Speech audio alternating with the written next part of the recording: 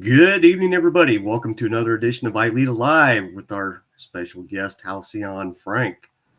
Todd Fletcher, Joe Willis. We're all here to talk to you this first episode after the wonderful ILEETA conference. Speaking of the conference, we have 334 days left to go to ILEETA 2025, and I'm guessing a lot of you just can't wait. Without further ado, you don't want to listen to this guy talk. Halcyon, for those that don't know who you are, go ahead and tell us about you. Yeah, my name is Halcyon Frank. I am currently the Director of Training and Development for the Denise Amberly Foundation, which I am out of Eastern Nebraska. That is headquartered actually out of Southwest Florida, though.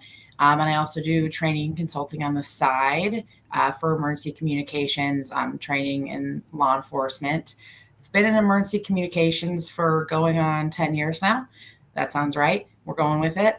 And through that have gotten to training pretty much by accident, as many of us, I think, in public safety do, and just got a love for it. And I've really kind of followed that passion, and that's what got me to where I am now. That is awesome. Well, I thought we were going to have some snafus with our program, but it looks like we are live on Facebook and YouTube, so everything is working good. Todd, I'm going to pass it on over to you for the first question for Halcyon. Well, at this year's conference, I attended your class, and I was really impressed with your material, your presentation. I thought you did a fantastic job. I think that's probably a good place to start. Tell us a little bit about your class that you presented at the conference, and maybe start with how did you come up with the theme or idea for that class, and how did you feel it went? Yeah, I really enjoyed the experience. Got great feedback. It was my first time going to the conference and also presenting, because usually I just dive headfirst into everything like that. And what it originally stemmed out of, and what I've just noticed in my career, is a lot of the training we do in public safety is because that's how we were trained, and we just continue on kind of the traditions. And it's not that it's wrong. It's just that a lot of times we don't even know like why we do what we do, or why what we do is successful. We just know because that's how we were trained. And so from there, in the past year or so, I've really kind of started going down this rabbit hole of the neuroscience and how it is we really learn, and how we can then apply that to training. And so for my session, I did, you know how to train, but you know how to learn. Do you know how you learn? Because of just that, right? There's so many people out there who know how to train, but if we really got into the details of how your brain is operating, how we actually learn all the different functions and mechanisms and everything going on inside of our brains, there's kind of a gap there. Not as many people understand that part of it. And so that was really the motivation. And the other part of it was just coming from emergency communications, it's a little different, but overlaps with other parts of public safety. But when you talk about training and how we learn, it doesn't matter, whether it's law enforcement, or I had somebody in the class who was like a pastry chef, or anything else, right? Because we all have brains and we all are learning. So it really applies across the board.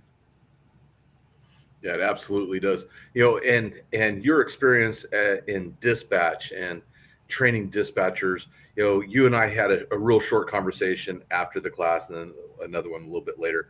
But I think that it's really critical that we start promoting, our organization and the conference to dispatchers and corrections officers, parole and probation, all of these things. Tell us, based on your experience at the conference, your experience presenting as a student, associating with other conference attendees and instructors, tell us why should other dispatch trainers become ILEETA members? This is a great question that I'm excited to answer. So I think we had talked about it. I joked when I first got there, because we all kind of know that natural dynamic that happens between communications and law enforcement, even fire, corrections, all of our different departments. And I was like, the more people find out I'm a dispatcher, somebody's going to come up and be like, ma'am, we need you to leave. Thankfully, though, that wasn't actually the real experience. Good. Again, got so much good feedback, and you and a couple of people were like, no, you've got stuff to contribute, and this is all good stuff, even if it isn't directly, from law enforcement experience. And so I was telling people, I was like, perfect. Then next year I'm bringing friends, man. I'm bringing all the dispatchers. And what I've told a lot of the people I know who are involved in training is, in my experience, one of the only like indications that this is a law enforcement conference is the number of firearm vendors, and then the examples people use. I was like, beyond that, it is so instruction focused. It is so training focused, learning focused. Again, anybody can get anything out of it because those are the focuses. There's the other little things that remind you that it's a law enforcement. But beyond that, it's just all about training. And so I have definitely told a lot of people, like, you guys got to go to this next year because it's across, it reaches all different industries because of the focus that it has. Was there anything that really surprised you at the conference? That's a good question. I don't know anything that like was overly surprising. I guess not surprised that it was like the topic was, instruction, but I was pleasantly surprised with like how deep the classes were. It wasn't just your basic instructor stuff. There was classes that kind of ranged the spectrum of whether you were newer to instructing or further along, that kind of met all the different levels that I think people are at when it comes to training. And whether it's you're training individuals or you're giving presentations or you're designing the training materials, really just kind of covered the spectrum, and even some deeper dives. So that I really, really enjoyed and wasn't necessarily expecting. Kind of, if you can just continue along those lines, some of the classes, did you get a chance to attend any of the classes while you were there? And Yeah. So kind of walk us through, like, what were some of the things from a dispatcher's perspective that as you were looking through the schedule, you're like, this is one I want to go to. And then if by chance you had a chance to go to one that was a little bit outside of that normal mainstream for you, kind of go into that too, if you would. Yeah. I don't know if there was any one that I thought like wouldn't be applicable. They were like, then that was the thing, right? Except for the ones that were so specifically firearm, everything else was just presented in a way that like they all seem interesting. And I can't remember. But I know there were a few where I was like, oh, I don't, that might be something good. One of the biggest issues though was there was so many at one time, so many that looked so interesting that I was like getting down to the last 3 minutes before the session. And I was like, okay, we have to pick now. Like, we're going to have to make a decision. And then, walk towards one and we're like, no, we're going to go to this one instead. So that was really tough, but some of the ones specifically, the, course design for dummies, was fantastic. Dan Frazier's course, of course, was awesome. Had so much good information. And I attended more, and honestly, I'm just blanking because now I'm on the spot. So I'm like, did I go to this conference? I don't, everything is. Afterwards, as you're kind of like pulling the thread on all the things you learned, if you're anything like me, was it this particular class or was that one? Because everything starts to kind of blend together. And, if you do what Brian Willis says and you're very intentional about kind of doing that brain dump and taking those notes in the aftermath, right, doing that effortful retrieval stuff, even then it kind of comes back about, did I learn this from so-and-so or was it a hallway conversation? That's one of the great things about it. Sure. Yeah, that's so true. Some of them I'm like, yeah, was that a class or was that a hallway conversation? Was that an after hours conversation? The training nerd in me who has not gotten to experience a conference like this. And to be honest, there's not really one like this offered in the communications industry that's just so focused on training. Like my nerd heart, I was telling people, was so happy. Like I could have stayed and talked all day to everybody. Yeah. And I think that is one of the best things about the conference. You're coming as a first year attendee, as a dispatch training, coming from that part of the law enforcement realm of things, and hopefully you felt at home. I mean, because we're all trainer nerds, right? And yeah, you said one of the things you said is, there are certain things like that are firearm specific that I didn't really know about, but as a guy who does the firearm stuff, if at any time you want to come out and spend some time with us, you're more than welcome to come out and spend time with us, right? I'll probably So take you up on that. so don't feel like that you need to not do something that you want to do. And that's one of the great things about ILEETA, right? I think that if I was going to go into a class that was kind of outside of my comfort zone, like computer stuff, I can go there and it's non-judgmental. It's like, hey, I am here to work on some of my weaknesses, right? And that's kind of awesome. Yeah, that was one of the things. Again, yeah, I felt so comfortable and so welcomed. No one kicked me out when they found out I was a dispatcher. But yeah, just in general, even maybe topics that I feel like I have a little more background in attending certain sessions, I was still like, oh yeah, that's a great reminder. Maybe it's something I forgot, or maybe it was something new, because there is so much. And why I think it is such a great opportunity for people who maybe are like, no, I'm not a sworn officer and not really sure. I would say unequivocally, no, if you are into training, if you're in instruction, if you're trying to strengthen those skills and that knowledge, this is 100% a very valuable opportunity to attend, because that is the focus. And you really can pick up so much stuff from it. And I have pages of notes and just conversations still floating in the back of my head from getting to talk to so many people. Not to kind of take over this, but I do want to kind of go back a little bit. Okay, we're talking about the conference, and we all know that the conference is, now those of us that have attended the conference, we know that the conference is awesome. We've talked a lot about that. I want to know a little bit more, though, about your involvement with the Denise Amber Lee Foundation, what that is, how did that come about, kind of a little bit of history on it. You kind of touched on it in your class, but I think that there's a lot of people that may not have been able to attend your conference that doesn't know what that is. And I think that is kind of an important thing, kind of an important part of who you are, what you do. And once again, why dispatchers belong at ILEETA. Yeah. So the Denise Amber Lee Foundation was established in 2008. Excuse me. So Denise was at home with her 2-year-old and her 6-month-old sons. Her husband, Nathan, who runs the foundation, was on his way home. He can't get a hold of her. He gets home and she's not there. It's 2008, so not the same technology we have today, but still had a cell phone. So her phone is there. Her keys are there. Obviously, he's like, and the kids are there, which is the big thing. So he calls 911.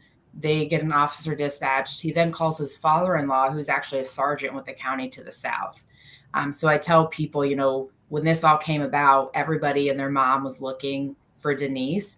But being a cop's daughter, I'm like, no, literally everyone and their mom was looking for Denise. I think up until recently, it was one of the largest manhunts in Southwest Florida. So throughout the day, they're doing all the things, trying to find her, talking to people who may have seen something. And Denise at one point is able to get her abductor's phone, calls 911. They can get a little more information from her. And then later in the day, about 6 o'clock, they get a call from a gal named Jane Kowalski, who is just like all of our dream 911 callers. Like if you think of all the information you would want from someone calling in, she gives it all. And unfortunately, due to inefficiencies in that center that took the call, which happened to be Denise's dad's agency, the call never goes out to anyone on the street. There's people, the call taker doesn't like to type things into the computer CAD program. The dispatchers are, frustrated with that. Everything is going on. They've got, so many officers on duty, off duty, unmarked, marked, trying to communicate with people on scene back at the house. And so the call never goes out because they're frustrated with the call taker who won't put the notes into CAD. And unfortunately, later that night, Florida Highway Patrol finds a suspect. He's wet from the waist down, which gives them an indication of where they're probably going to find Denise. And 2 days later, they find her body in a shallow, marshy grave. So on the criminal side, he's convicted. He's on death row, I believe, still. Then on the civil side, there was a civil trial. And from that, a lot of training standards have been established for Florida specifically because of Denise's case and because of what went wrong. Thankfully, the agency that was involved is a different agency today, has grown from that. And so at the foundation, we really focus on training to make sure people are equipped with the skills, and then quality assurance to make sure people are maintaining their performance. So that's the very nutshell of the foundation. Obviously, a lot more involved. There was lessons learned, not only from the dispatch side, but from the sworn side as well, because it was such a significant, large case. So that's, doing training and development for them, whether that's online courses, on-site courses, consulting, helping with training in departments, whatever that looks like, kind of all falls under what we do. So what is your role in it? I'm sorry. I just want to kind of clarify what is it that you specifically do with the foundation?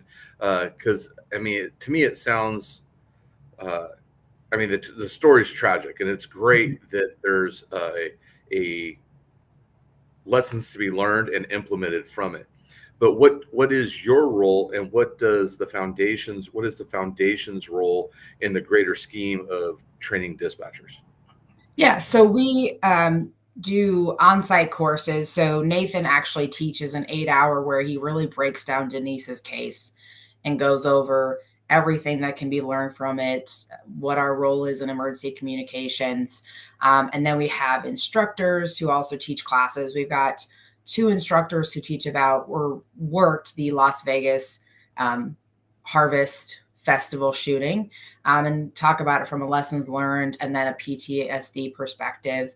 Another one of our instructors is heavily involved with the human trafficking task force, specifically in Nevada. So helping with some of the big events they just had that out there in the last couple of years.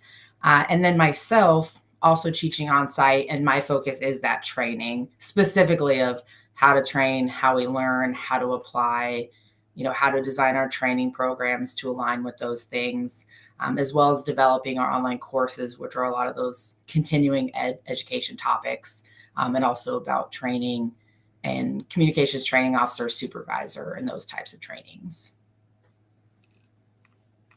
Awesome. And that's, Todd, you and I were kind of thinking in the same space. That was, what I was really looking for was, where do you fit in? And then you had mentioned something early on that I think resonated with so many of us, that the accidental trainer piece of this, right? So many of us find ourselves kind of stumbling into this, and then suddenly now we're, being looked to as the experts. When I was going online, I, sent you a LinkedIn request. I think you accepted. I hope you did.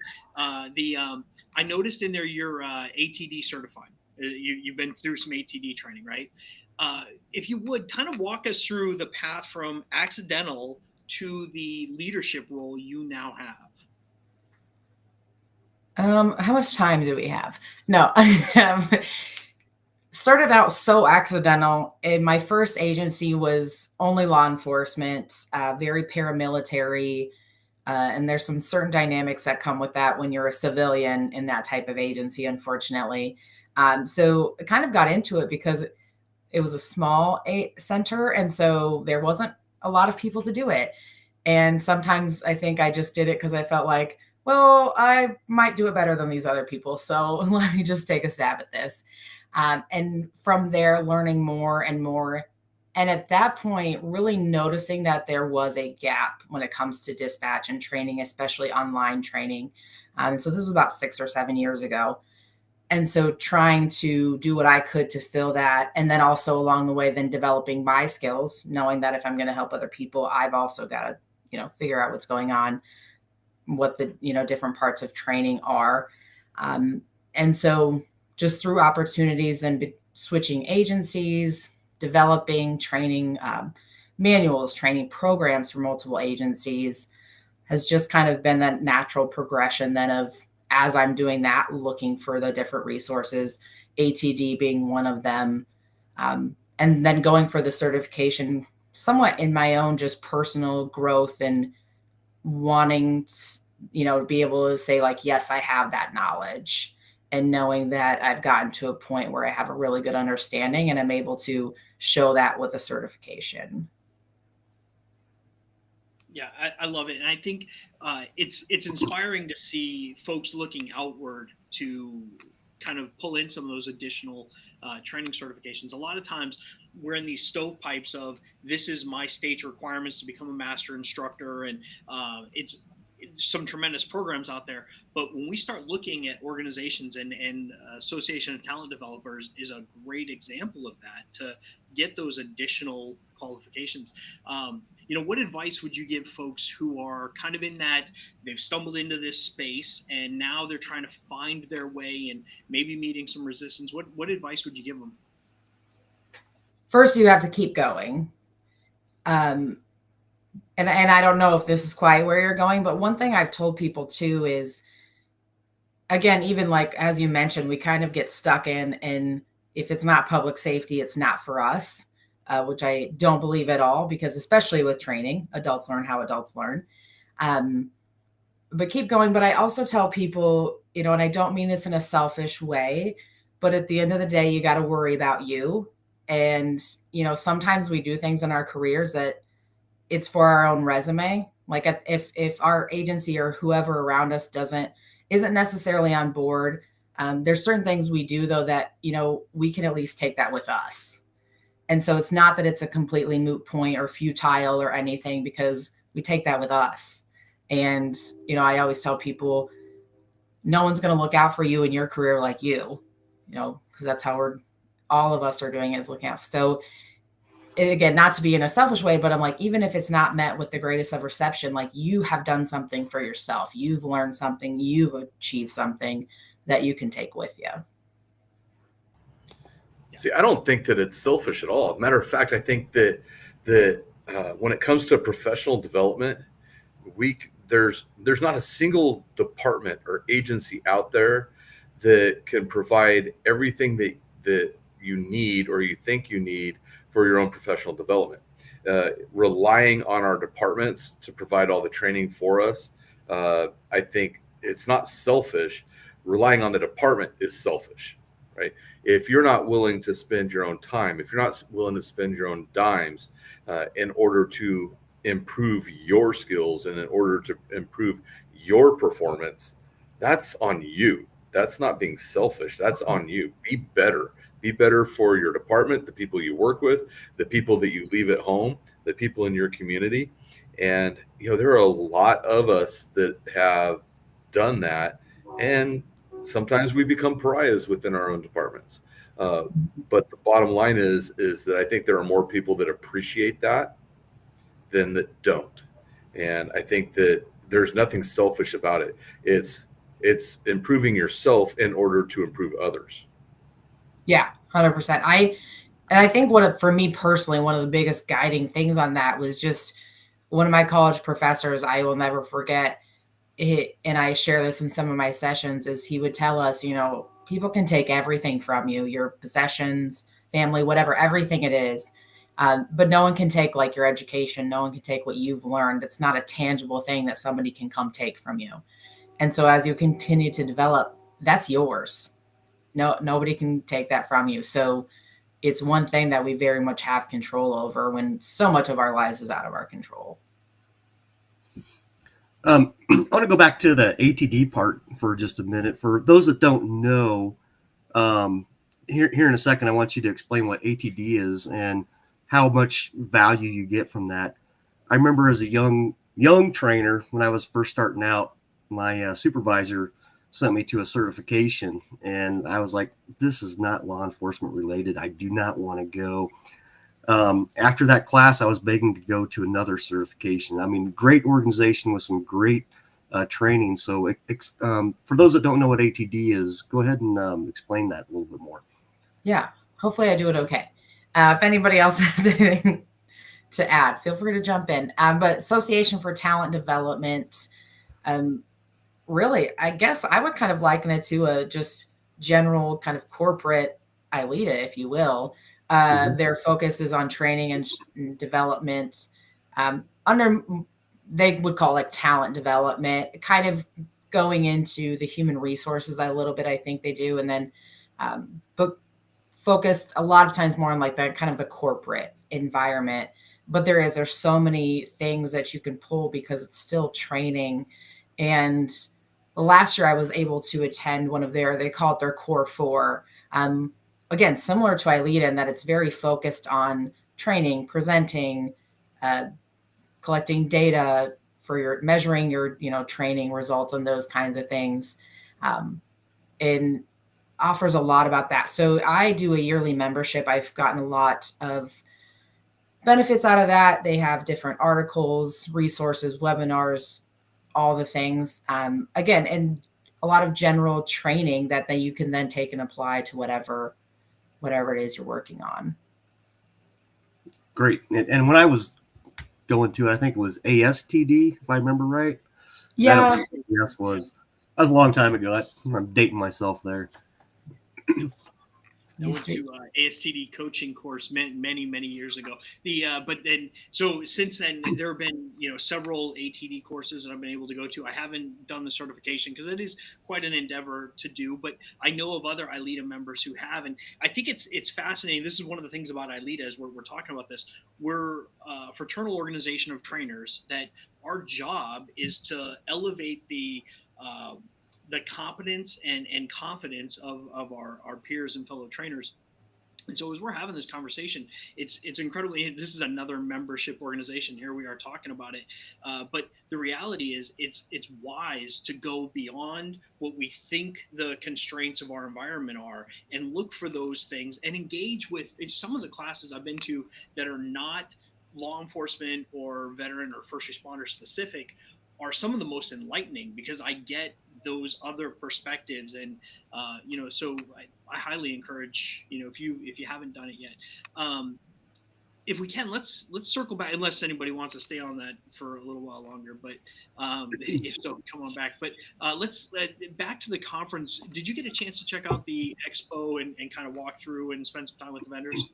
Yeah. I got to walk through and of course, I don't need firearms for my job, so didn't stop and talk to everybody. But there were so many. It's such a good size expo hall. There's so many different options. Got to talk to a few different ones, especially on my end. Dispatch we don't get a lot. Compared to the sworn side a lot of times.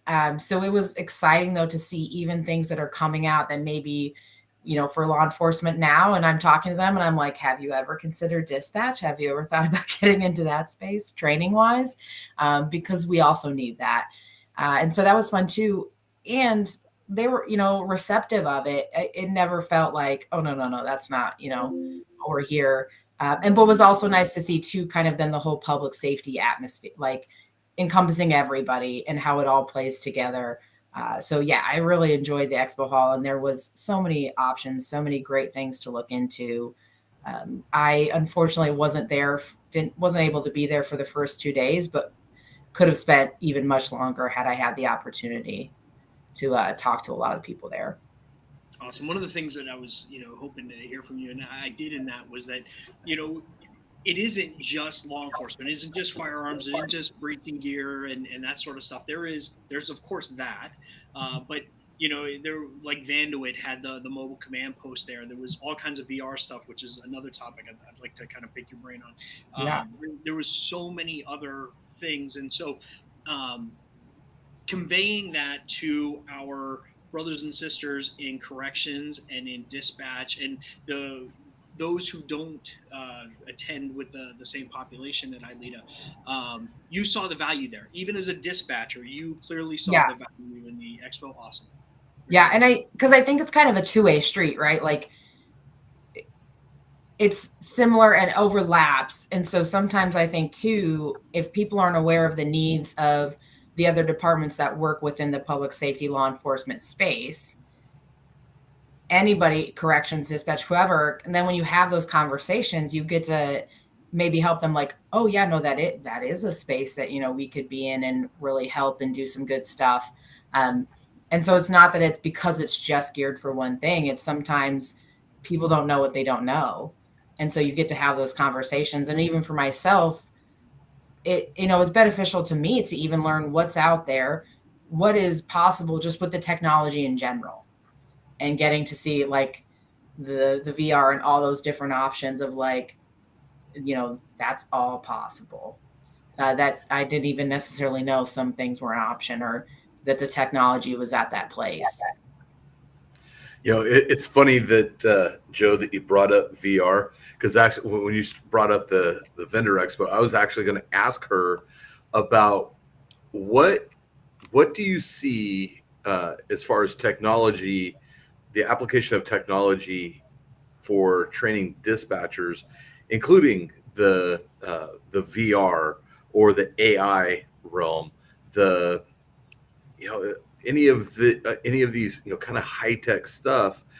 How do you see that playing into the future of training our dispatchers? I think it's going to be a huge piece, just because of the efficiency, right? We're across the board, we're all working short staff. We're doing more with less. We're tasked with more than we used to be in the past. We're, you know, even no matter what side of the radio you're on, you've got more screens, more of everything, more radio, you know, more questions, more emails, more all the things.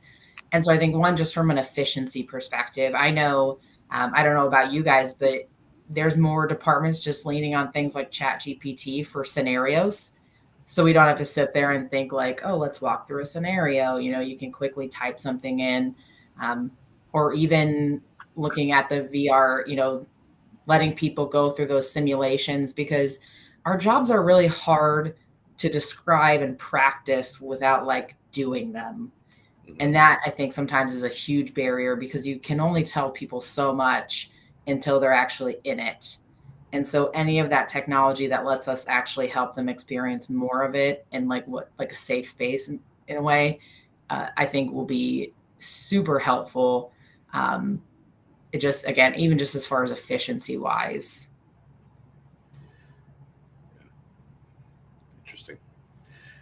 When I think it's a good time about to training the virtual expo. Oh, I was just going to plug the virtual expo here. ILEETA.org/virtual-expo. You can see a ton of our vendors that were there. If you missed the conference, there's a great resource there to go see what vendors were at the conference offering some wonderful products. Go ahead, Todd. Are those the videos? Yep, those are the videos. Yeah, they've been on the website. We're actually getting quite a bit of traffic. I was just actually looking at some of the traffic data off of it, and there's quite a bit of traffic going to those videos. So really good stuff there. We got the vast majority of them, you know, and there were both of you and myself, and we, you know, wandering around, you'll see familiar faces doing the interviews. Well, not to get away from Halcyon, because I don't want to do that, but we're talking about the virtual expo. Tell us a little bit, for those that weren't at the conference and didn't know about them. What are they? Brian? Talking about so the virtual expo is sorry about that. We all several of us walked around to each vendor and took about a 1 minute 30-second video of their products, their services, what they have to offer. And you know, the vendors offer a valuable resource to all the ILEETA members, and without the vendors we couldn't have a conference like we do every year, and it gets better and better every year. And we want to thank the vendors that come back every year, and the new vendors that came this year. Vendors from, you know, First Help to, we had, I can't remember, there was a guy with a knife there that a lot of people were buying some cool knives for their wives for the kitchens. Um, Simulators, all sorts of simulators. I mean, I think just about every company that has a simulator was there offering a chance to spend some time on the simulator. But if you, even if you went to the conference, go check it out, ILEETA.org/virtual-expo, and you'll be amazed. And that link is at the top of the ILEETA.org page. It's at the very top up there. If you go to the page, you'll see it there. Cool. But Halcyon, back to you. Training dispatchers. Tell us some of the challenges that dispatch trainers have. And you kind of hinted on it. You just got to do it. But kind of tell us a little bit more about it. Because I've never been a dispatcher. I've never trained dispatchers. I sat in at dispatch and been kind of overwhelmed going, how in the world does anybody do this? But what are some of those challenges that you face as a dispatch trainer? Yeah, I love that you said that, though, because that's how I kind of judge people. Like the people who go in and like, oh, this is, and the people who are like, I don't know what's happening. One of my favorite pastimes is asking an officer to like watch the radio while I run to the restroom, and just the sheer panic that comes over their face.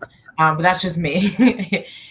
So quite a few challenges. Some of the normal ones, again, staffing, also size of department. As with anyone, is a huge thing. I've been in small departments of pretty much all that I've been in. And so I've been in several situations where I am the dispatcher, taking the calls, putting it out on the radio, whether that's fire, EMS, police. And then I have a trainee sitting next to me the entire time who I'm, doing this and coming back and doing this and then coming back to them, which makes it tough because it's a very disjointed training experience. And then from that to whether it's, again, the staffing resources or kind of the obstacle, again, of it can be hard to explain the job. Again, if you're in a small center or if you're in a bigger center, where it's just so fast paced, where you can't walk through things and talk about it and break it down. And it can just be so overwhelming to somebody coming in.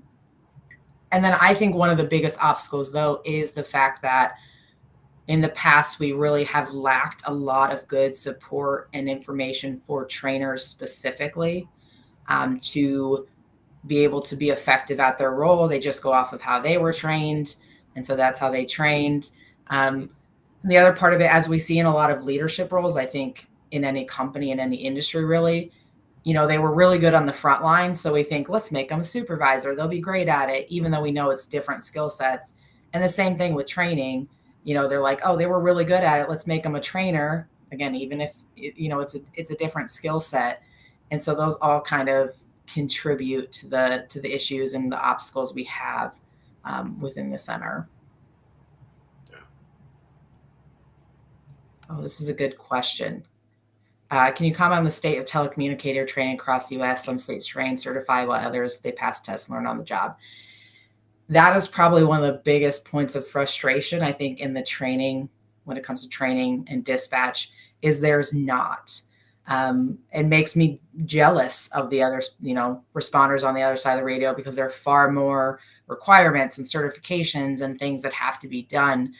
To whereas there's still states that exist, and I hate to say it, because they're still great professionals who can do the job well. But to an extent, there's nothing saying they can't sit down at a computer and answer a 911 call and go from there. And so that is something in the industry we're pushing for, is more across the board standardization of requirements, because you have some states like Florida with Denise's case, where there's a minimum number of training hours, fairly regimented in that, and then other states where there's really not a whole lot governing it. And it's up to the individual agencies as to how much training they require and or provide, whether it's initial or ongoing.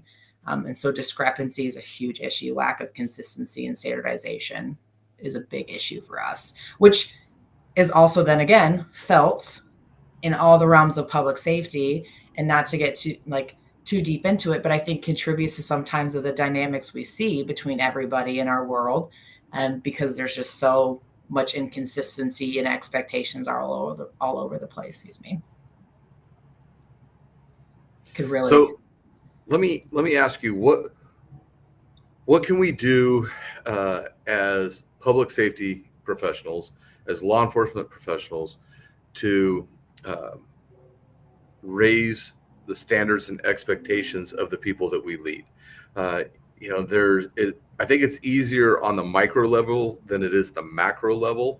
But if we look at it with what we can affect, and we each have our own little role in it, what can we do as professionals, whether we're dispatchers or whether we're patrol officers or patrol supervisors, detective supervisors, firearms instructors? What do you think that we can do as professionals to kind of raise that standard?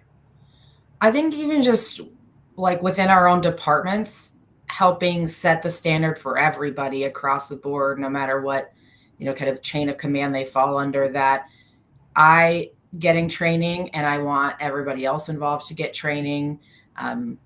In leadership positions, making sure that, different resources, whether they're financial, time, whatever that is, are allocated to everyone.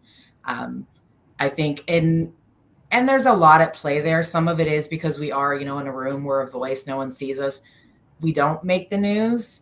And so we don't get necessarily the same investments because we're not quite, there's not the same risk. There's still risks there. There's not the same.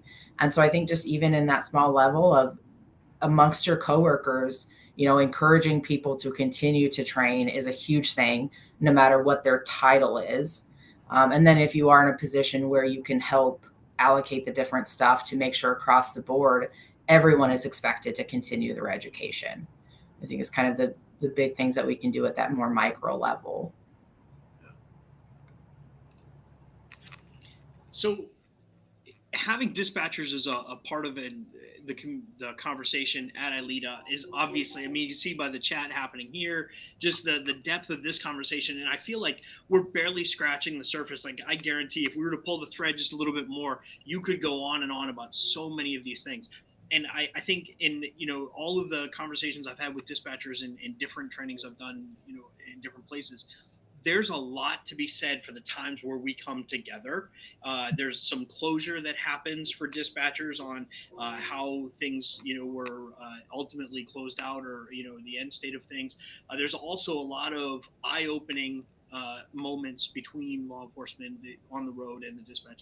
How do we do better at communicating to dispatchers? Come to the conference, become ILEETA members, get involved in this conversation, and let's build this team. How do we do that? How do we reach them?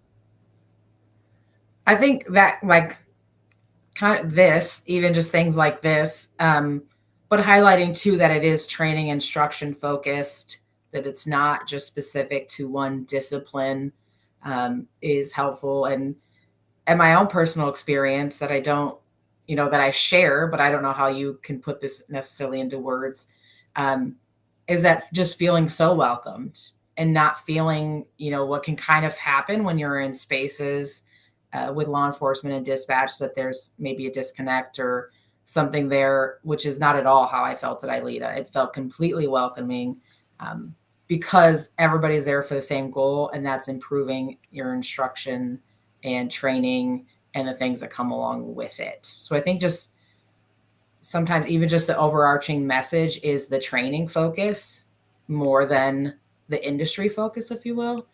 I think could go a long way. And just developing relationships is just a huge part of it. And so just having the conversations with people. I don't know if that quite answers the question. It did.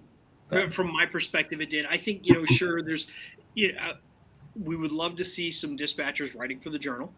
There are other opportunities to have these conversations that, to hear the dispatcher's voice in this forum. We hear it in other forums, of course, but to have that communicated and to have these open conversations between law enforcement professionals and dispatch professionals. So yes, it answered the question from my perspective, but I think it's an ongoing conversation now from what I heard you say.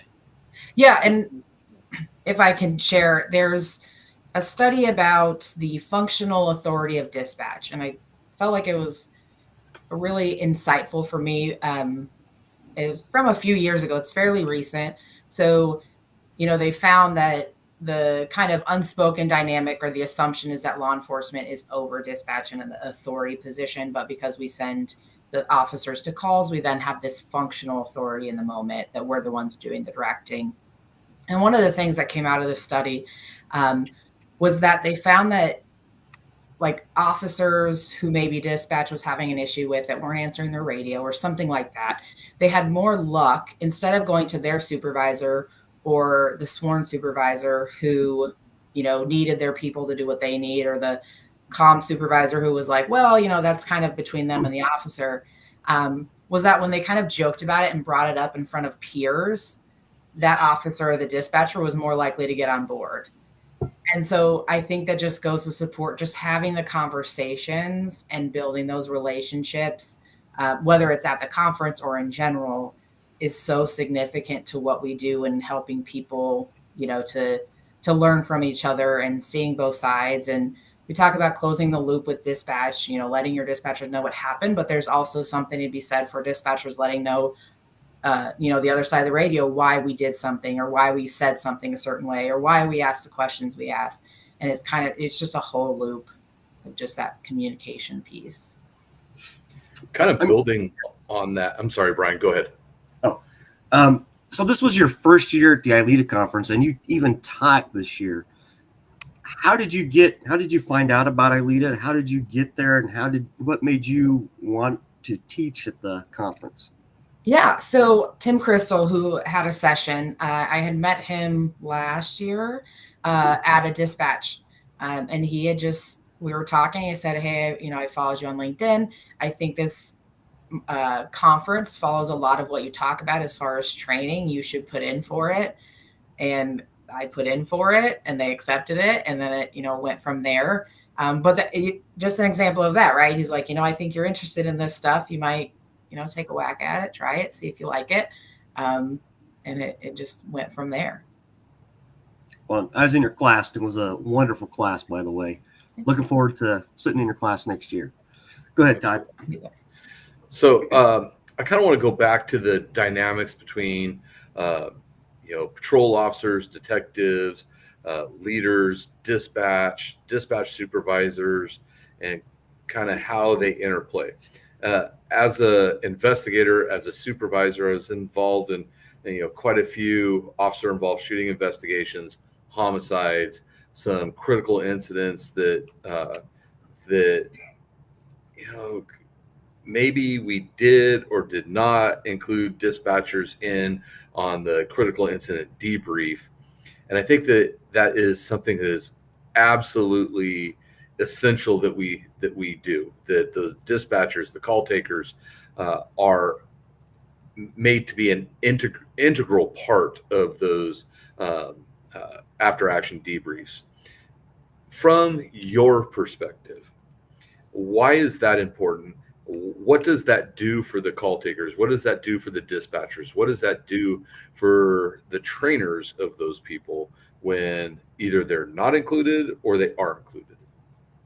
Yeah, I think first, when you're not included, it feels like a slight, if you will. It kind of feels like, oh, I guess I didn't answer the call and give you all the information. You guys, did this on your own. Like, cool. Glad you could handle that all without me. But it's not funny, but it's coincidental that we're talking about it, because the department I was at until the end of last year, they just lost an officer about a week and a half ago now. And I was talking to a dispatcher who got to go to the debrief because he took the call. A passerby called in because they were doing CPR on the officer who was struck by a vehicle. And he was telling me when I was visiting the center, how nice it was, because he got to hear about what was going on scene, and he got to get this much bigger picture. Instead of, we talk about in dispatch, our minds will just go worst case scenario. And so we'll just make up what we think is happening. And so it's nice, especially with those debriefs, to just be able to actually understand, like, okay, this was what was going on. And I think there's a certain part of it. I know the one debrief that I was able to attend, it just makes that human connection when you could sit in the room with officers or firefighters, EMS, who kind of naturally are assigned a certain persona, and everybody has their guard down and everybody's on the same level, and we're all talking about the same incident. There's no agenda. There's no trying to act like anybody knew what they were doing more or anything like that. And so I think it's huge, just even for that human connection, to build, especially when you don't know some of the people that you work with a lot, because certain, especially big agencies, they're just a voice. Absolutely. So we've had a couple of really good ones come in here on the chat. I know we're kind of winding down on time. I had this one from I think that's Dwayne Wolf. I think that's who that is. The Dunning-Kruger, most cops know, in quotes, how to dispatch until you put them in the dispatch, and then reality hits. And then just prior to that, Latinas of 911 said more officers, fire EMS dispatch, need to come sit in the dispatch center and see what it's actually like. Thoughts on that? Like, how important is that to be where you are and see what you see? And it's so important, because it's the same reason I, in dispatch, feel like ride-alongs with people that, the other field responders should be required. It just the same way they should be required. What I often run into, and I think one of the biggest hurdles as well is that they'll go into dispatch, but what I've found is a lot of times it's either like light duty, so they're not excited to be there. They want to be out on the road. Or I've had officers who are sent to dispatch as essentially punishment. You did this, ghosted in dispatch, learn what they do. And so it doesn't help anything because they don't want to be there. And so it's critical, one, to send them in to learn, but also to send them in under the correct, circumstances and reasons that they're in there. Because it's a whole different ball game. There's so much going on, so many layers to it that a lot of people, I think even half of us in dispatch, sometimes don't even know everything that's going on in dispatch, because there's so many moving pieces behind the scenes.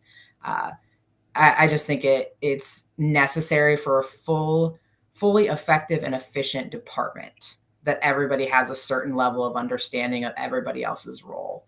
And I think it contributes to a teamwork mentality as well.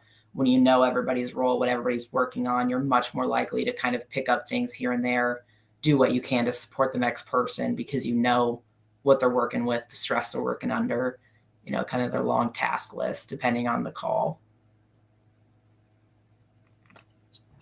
Yeah, I want to encourage everybody, if you're working patrol and you have a quiet shift and you're getting together and you're barbecuing, don't forget your dispatchers, for crying out loud.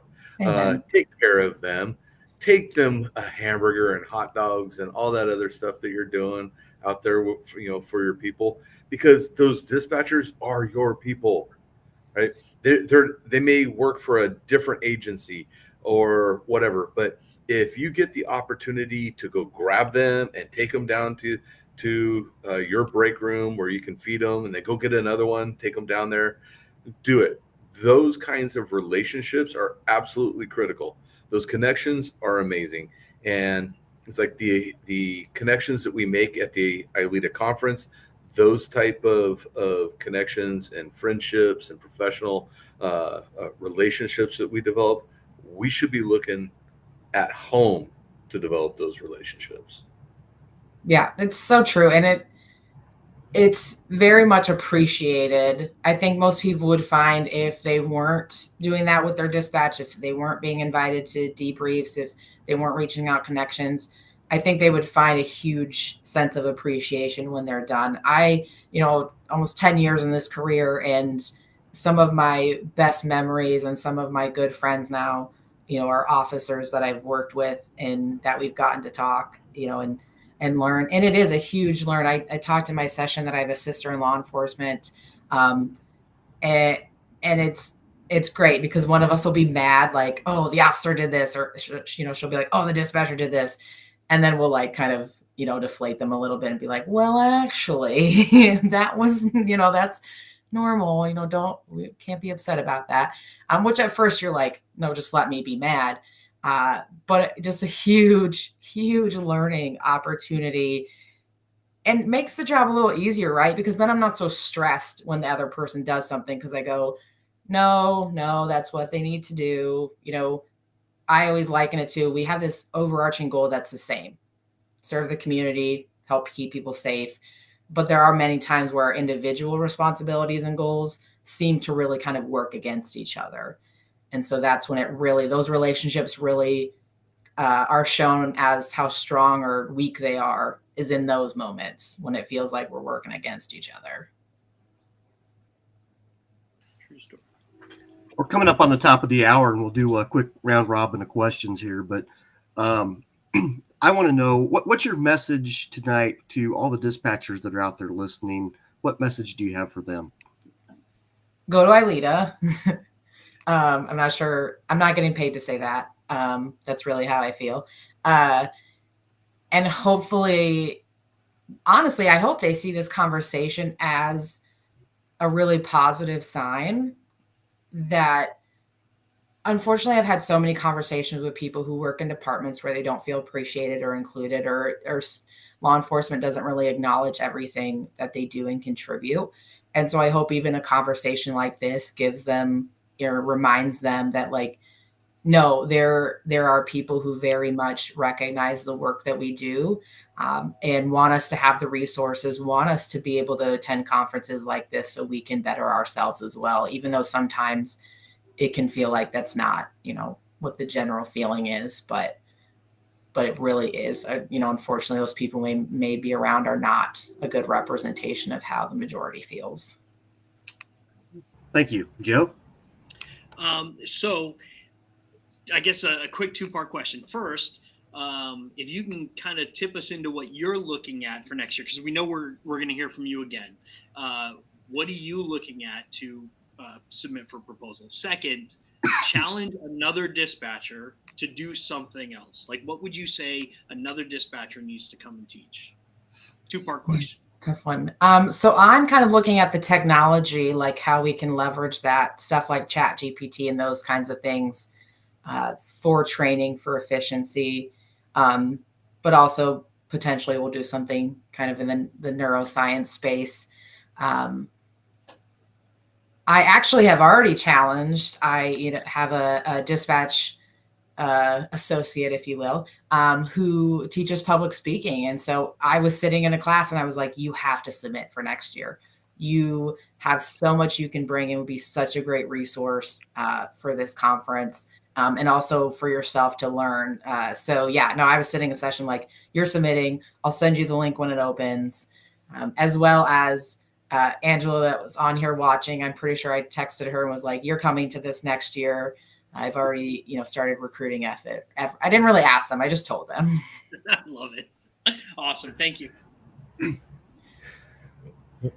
First off, I want to say to all of our dispatchers, from all of your sergeants, your patrol officers, your detectives, your SWAT operators, we love you. We could not do what we do without you. We're really bad at saying that, which is remarkable to me because of the number of cops that are married to dispatchers, right? It is a mystery to me why we don't communicate that enough. I just want to say thank you for coming on. Thank you for presenting at the conference. I think that you were an absolutely amazing representation of your part of our profession. And I look forward to seeing you back at the conference next year. Thank you. No, it was my pleasure, and I couldn't have felt more welcomed from the dispatcher law enforcement perspective to the training side of things to all of it. It was such a great experience that, when Brian asked me to do this, I was like, of course, no brainer. Even not knowing what the questions were going to be, I was like, I'm ready for it. Well, I could have done a better job of scheduling in last week when it was National Public Safety Telecommunicator Week. So, I mean, we're used to it, right? No, I'm just kidding. but we made it 2 weeks in a row. So, no, I echo Todd's sentiments that we really loved our dispatchers. When I was a recruit, we spent 2 days with dispatch helping, doing all the stuff that they did. And that was a long time ago. It's changed a lot. Getting in the way. Come on, you were not helping at all. It was fun. It was a very good learning experience, and I challenge everybody to go sit in your dispatch center and learn what they do, and take them out for a burger. But hey, we are right at 7 o'clock. Time to wrap this up, and I want to thank Todd, Joe, and Halcyon for coming on. We had a fun night, and looking forward to next year to seeing many more dispatchers, communication specialists at the conference and sitting in those classes and learning from them. I appreciate everybody's time tonight. Don't forget, May 10th is the deadline for the ILEETA Journal, and dispatchers, you're welcome to write for the ILEETA Journal. Just send me a message and I'll get you to the right editor, and we'll help you get published. Any final thoughts, Halcyon? No, thank you guys again for having me. For those who know me in the dispatch space, like I will find you and not threaten you, but I'll pressure you to be in attendance next year. All right, go ahead and stay on. I'm going to end the stream, but go ahead and stay on before we end.